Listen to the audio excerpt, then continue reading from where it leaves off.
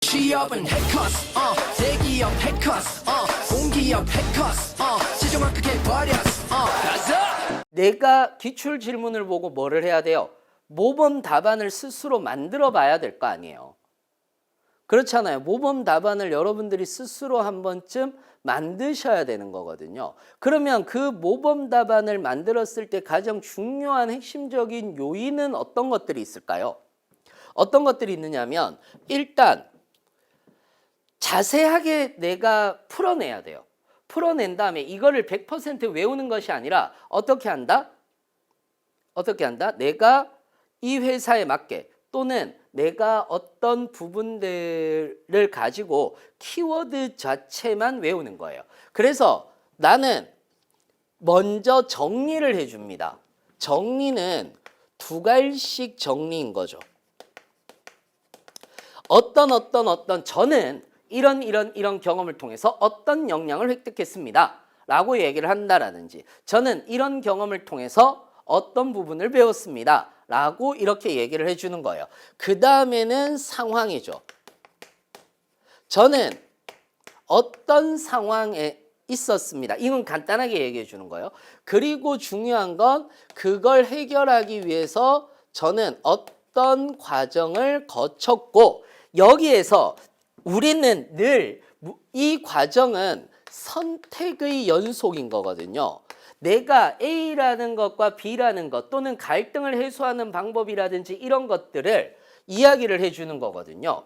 그래서 반드시 나와야 되는 게 근거입니다. 이유.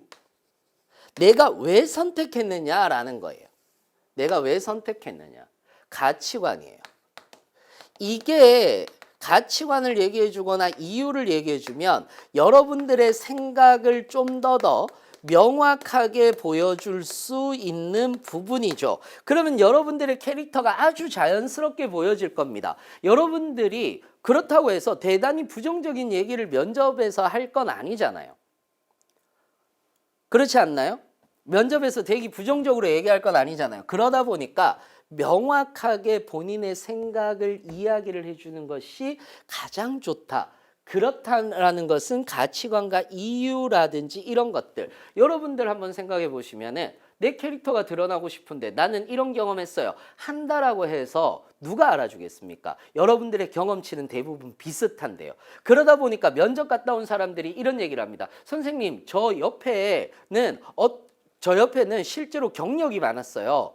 아, 저 떨어질 것 같아요. 근데 붙었어요. 이런 경우들 정말 많이 봅니다. 아, 저 이번에 봤는데 실무 경험을 한 사람들이 많더라고요. 그래서 이번에 떨어질 것 같아요. 이렇게 얘기를 해요. 그런데 중요한 건 저는 이런 경험을 했습니다. 이건 중요하지 않아요. 왜냐하면 공기업에서 일해본 경험이 없기 때문에.